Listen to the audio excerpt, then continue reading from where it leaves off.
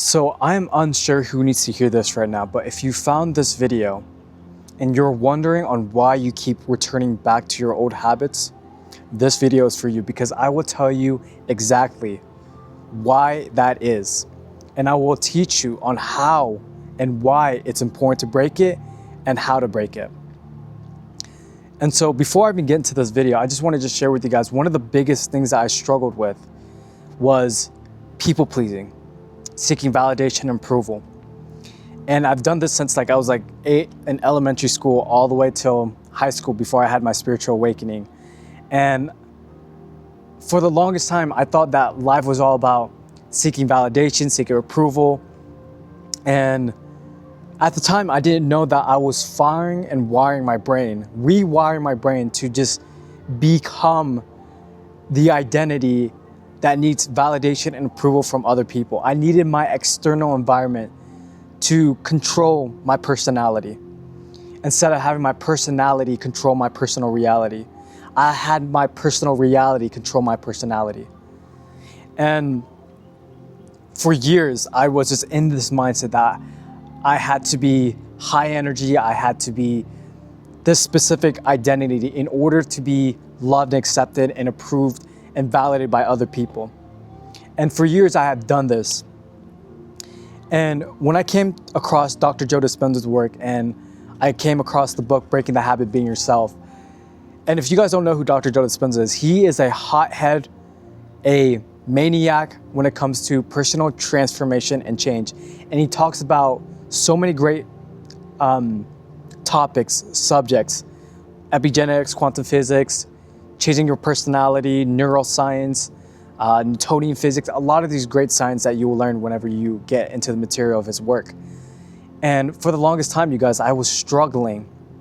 Well, I didn't even realize, to be real, that I was struggling with seeking validation and approval from other people. I thought that it was just a natural thing that I did. I thought that I just had to be that way.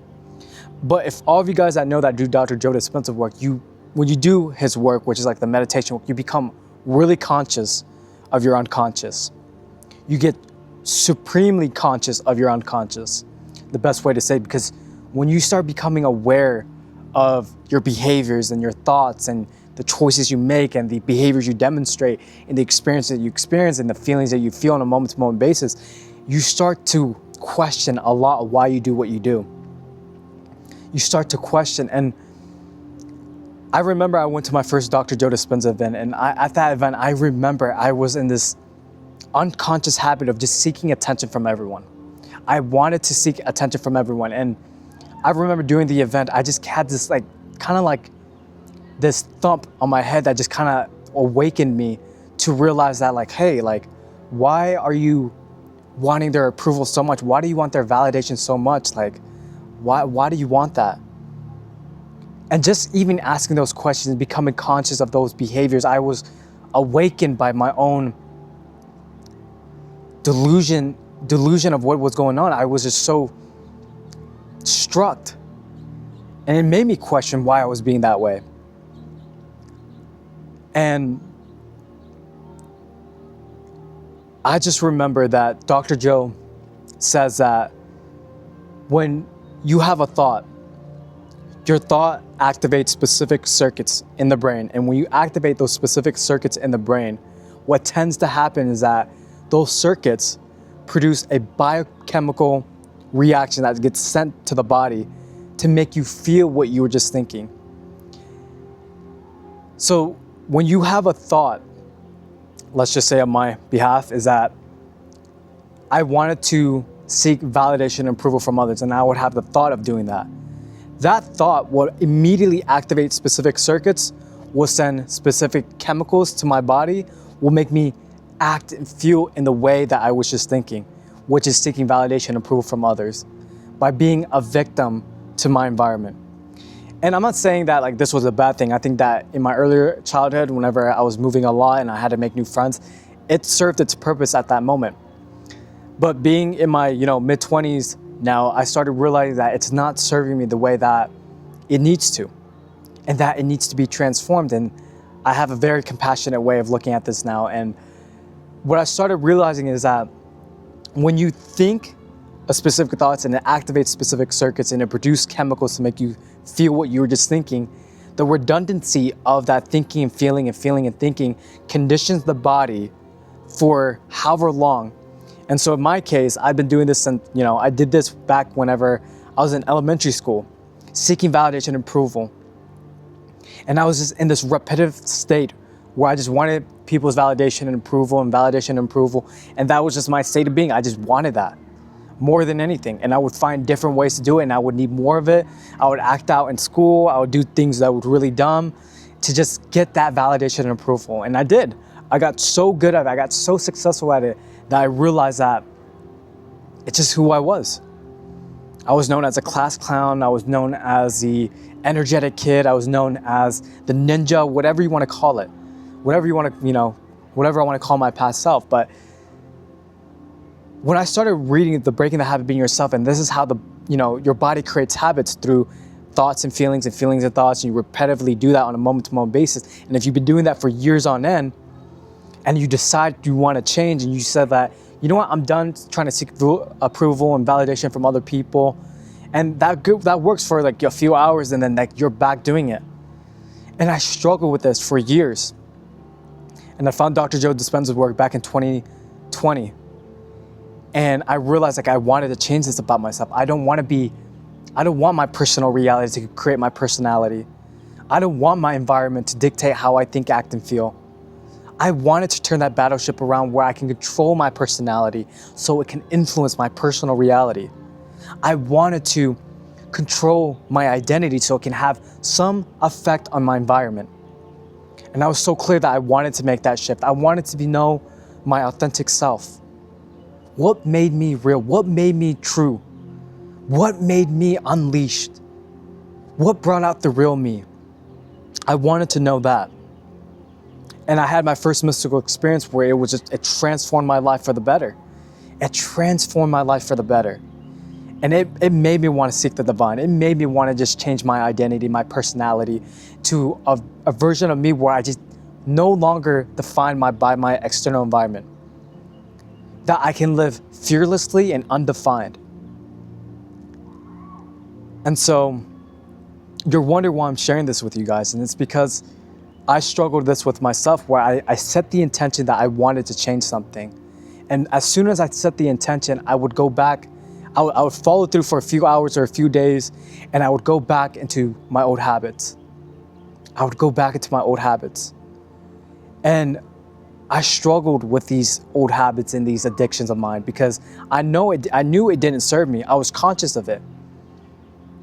And I was so clear that I wanted to change it. And one of the things that Dr. Joe says, one of the powerful lessons that I've got from Dr. Joe is that you must think greater than how you feel to make any lasting change.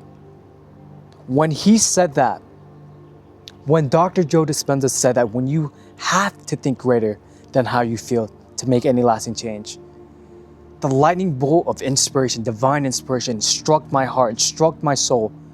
This instant clarity and inspiration awakened something within me.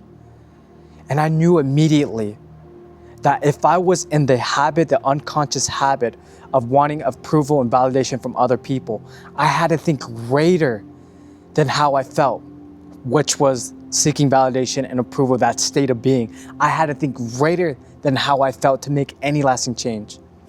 By making choices, by making behaviors, by having new experiences, by demonstrating new emotions.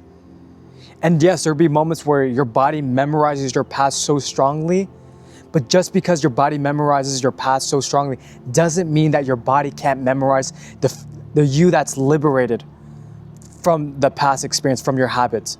Because there's a future you that you can memorize where you're free from that. And one of the things that I became so inspired about is that when you show up for your meditation, I'll get to that, but when you show up for your meditations and it no longer is about the person or the past experience, don't make your meditation about the thing. Make it be about you being free from your limitations or your habits or your addictions. And the question is, how do you do that? How do you do that? How do you become free? And Dr. Joe talks about the power of mental rehearsal. the power of mental rehearsal, because your body does not know the difference between what you're imagining in your mind's eye and what you're experiencing out there. To the body, it's the same thing. And so if you can imagine yourself free from your old habits, free to be you, free to be the real you, the authentic you, the precious you, and you can get in touch with the feeling of that new reality, that new personality. You get inspired by it. And when you get inspired, you will make choices, you will have new thoughts. New thoughts will help you set new goals, which will make you new choices, will make you do new choices. Then you will demonstrate new behaviors. And then you will have new experiences, and then you'll have new feelings. And that new feeling becomes so memorizing. There's so much memorization to that feeling where you have to remember the feeling of being free. And it's just by you conditioning yourself on a moment-to-moment basis to that new future, reconditioning your body to that new mind and to that new future. And you have to be so committed to it. You're gonna have to be so obsessed with it. This is gonna have to be the most important thing in your life. And yes, when you start to break the habit of being yourself and you start to go into unknown territories and you're just unfamiliar with the change, it's so easy to go back. It's so easy. It just seamlessly just goes back to the old habits. And this is where the war begins, because when you're in the unknown, and you're in a lot of discomfort, that's where the most growth happens. And you just gotta sit with it long enough to make a different choice. Keep making a different choice, keep making a different choice, keep making a choice that's in alignment with that new future. And you have to memorize that state on a moment-to-moment basis, that you become possessed by it. You become possessed by it. And you lose yourself in the act by that future self, that you're no longer thinking about your past. You're just so obsessed, you're so committed. Your attention, your intention is so immersed in that new reality that your old self falls away. And that new habit, that new empowering habit becomes you. And so we have to mental rehearse or imagine a new, or speculate. We gotta activate the neocortex in the brain, the part of our brain that speculates possibility, that imagines a new future. What would it be like to be free from our old habits? What would it be like to wake up free from our habits and being no longer defined by our procrastination or by our excuses? And if we can speculate that possibility, what tends to happen is we activate the limbic brain system, which is the emotional center of the body, or the center of the brain. When you activate it, you feel inspired to do something. When you speculate the part of that new future, you activate the neocortex. And when you activate the neocortex, you get in touch with the feeling, you activate your limbic system, which is the emotional part of the brain. You go from thinking to doing, and ultimately you activate the cerebellum, which is a memorized part of the brain, and that's the part that's being. You go from thinking to doing and being. Philosopher, initiate to master. And if you can repeat that state over and over and over again, you neurochemically recondition the body into that new mind, into that new future, into that new personality, into that new identity. And seamlessly your old self starts to fall away. And this is why it's so important for all of us to keep showing up for us. If you found this video, this is your sign to keep showing up. This is your reminder to keep showing up, to keep at your future self, to keep investing in the feeling of your future self, being free, being in joy. There's a whole future for us that we're free from our past, free from our addictions, free from our habits, free of our old identities that no longer serves us. And I just want to inspire you guys to keep showing up no matter what. No matter what. And I know that it could be hard, and that it could feel alone at times, and that you feel like nothing's happening, and that you're just stuck in the own basement of your mind. I just want to share with you guys that you guys have no idea that there's something greater beside you at all time, and it's waiting for you, and it's at the top of the stairs waiting for you to call upon it. It is your future self. It is the divine. It's that sunshine rays of light.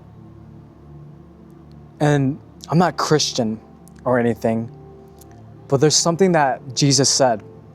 It was a verse, I believe, and it said that people who sat in great darkness and death, the light has sprung. And Jesus began to say, repent, for the kingdom of heaven is in hand. Repent. And it's like, there's always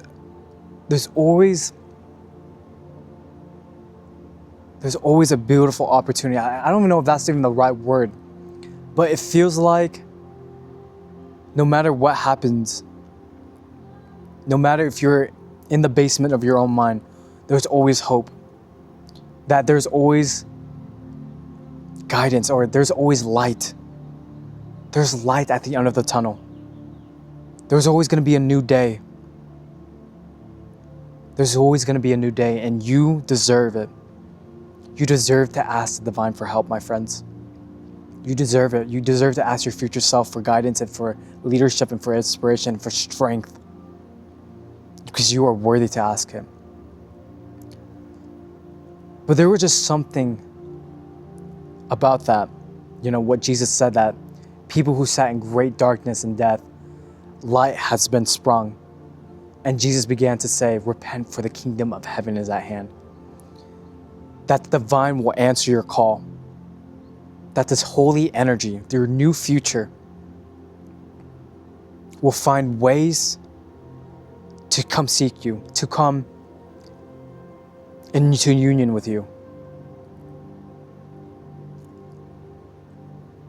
Just because we condition ourselves to be committed to our path or past, doesn't mean that we can't recondition ourselves to our future. And this is just your reminder to keep showing up for you. And the lesson that I got from Dr. Joe is that you have to think greater than how you feel to make any lasting change. You must do that. You must think greater than how you feel to make any lasting change. And you must commit to that. You must commit to that. You must commit, my friends. And there's a future you that's already sprung into that freedom, and it's there. You no longer have to sit in your darkness. You no longer have to sit in despair. For the kingdom of heaven is at hand. Your salvation is at hand. It's going to be there. And it's like that sunshine of light that's always going to rise. It's going to be there. And so this is your sign, my friends, to keep showing up for you, to keep calling on the divine for help, to not give up on you. Just because we keep falling back into our habits does not mean that our future isn't working towards or helping us become more aware of it. It's just a conscious choice away, my friends. And I hope that this video inspired you, and I hope that you guys got a lot out of this. I hope that was my intention of this. And this is my second take. The first take I was trying to do of this was definitely challenging, but I can honestly say now that I am inspired to share this path with you guys, and I hope that this video inspires you and it leads you into just showing up again. Much love to you in your journey, and I would love to hear from you guys and what you guys are experiencing, and I hope this video did add value. I hope that you felt my intention with this video. We rise as one. We lead as one. And that this luminous nature that lives within all of us, it lives within us. And one of the things that I just want to share before I leave this video is that one of my favorite authors, Paramahansa Yogananda, the author who wrote the autobiography of a yogi, one of the most empowering things that he said to me, or what I read through his work, was this phrase that divine seeds of past karma cannot germinate if they're roasted in the fires of divine wisdom. Seeds of past karma cannot germinate if they are roasted in the fires of divine wisdom. And so roast those habits, those seeds of habits, those parts of yourself, those conditionings. Roast it in the divine wisdom, of the flame of the divine wisdom. Seeds of past karma cannot germinate if they're roasted in the fires of divine wisdom. And so let this be the message of the day.